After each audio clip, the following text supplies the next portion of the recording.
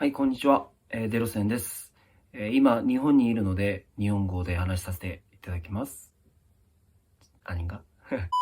네, 안녕하세요. 데로쌤입니다. 제가 그저께 한국에서 일본으로 들어왔습니다. 일본으로 입국하면서 이런저런 느낀 것들도 있고, 또 여러분들이 알면 좋을 것 같다라는 생각에서 짧게 영상 준비해봤는데요. 서울에서부터 일본에 와서 자택격리할 때까지의 과정을 영상으로 담아봤으니까 참고하셨으면 좋겠습니다. 서울에서 도쿄까지 따라오시죠. 안녕하세요. 데로쌤입니다. 공항 버스 타는 곳 현재 시간 6시 45분입니다. 한국과 일본에서 수많은 확진자가 나오고 정말 어려운 시기지만 오늘 일본에 가게 되었습니다. 왜 하필 지금이냐라고 얘기하시는 분도 계실 것 같은데 올해 안에 반드시 해야 될 일이 있어서 하루 일정으로 갈 것 같습니다. 물론 자가격리를 마치고 하루 일정이죠.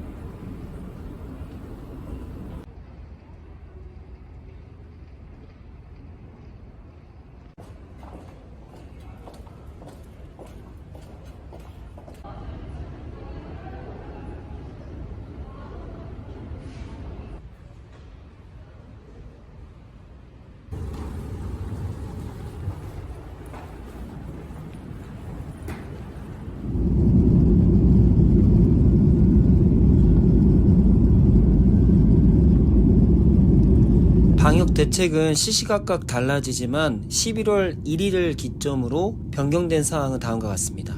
이전까지는 일본 외무성이 지정한 감염증 위험 정보 레벨 3에 해당되는 국가가 한국이었습니다. 그렇지만 11월 1일부터는 이 경보가 레벨 2로 내려갔고 그에 따른 입국 절차 조치가 바뀌었습니다. 레벨 3일 때는 다음과 같은 형태로 진행이 됩니다. 먼저 일본을 오기 72시간 이내에 PCR 검사를 반드시 받아야 되고 거기서 음성 확인증을 발급받아야만 일본을 올 수가 있습니다. 오는 중에는 자가진단표를 작성하고 일본으로 입국하게 되면 침을 뱉어서 하는 타액 PCR 검사를 받게 되고 이후에 14일 자택 대기를 하게 됩니다. 그런데 레벨 2로 내려가면서부터는 다음과 같이 한국에서 검사를 받지 않아도 되고 입국 시에도 검사를 받지 않아도 되는 비행기 내에서 자가진단표를 작성하고 일본으로 와서 14일 격리 권고입니다. 비행기를 타고 가는 동안에 자가진단서와 같은 종이를 나눠주었습니다. 영문으로 되어 있었고요. 기본적으로 자기의 인적 상황과 몸 상태와 같은 것들을 적어야 됩니다. 자기가 다녀온 나라에 동그라미 표시를 해야 되는데 다행히도 아시아에 한국은 없었습니다. 그런데 특이한 점은 특별히 유행하고 있는 지역란에 일본어 번역에는 한국이 표시되어 있는데 영어에는 빠져 있습니다.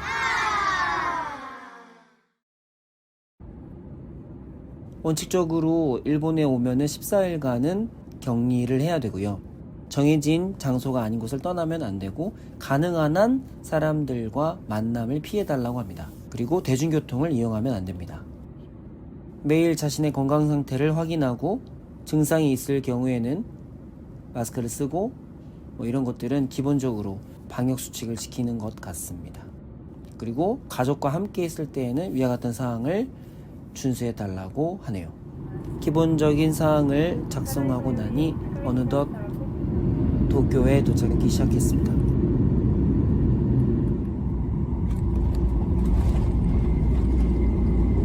공항에 내리니까 줄을 세워서 다 같이 한꺼번에 이동하게 하더라고요.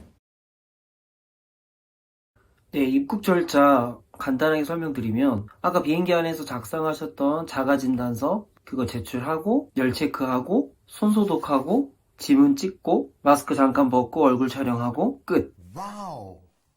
비행기 도착 후 30분 만에 공항 나왔습니다. 그런데 문제는 이 레벨 3으로 격상됐을 때에 PCR 검사를 하게 되면은 그 자리에서 타액을 이용한, 즉 침을 이용한 채취를 하고 검사 결과가 나올 때까지 최소 1시간에서 길게는 3시간까지 기다려야 된다고 하네요. 어떻게 채취하느냐? 뭐 이미 아시는 분도 있겠지만 여기 사진 보시면 이런 게 걸려 있다고 합니다. 그래서 이거 보고 군침이 도시나요?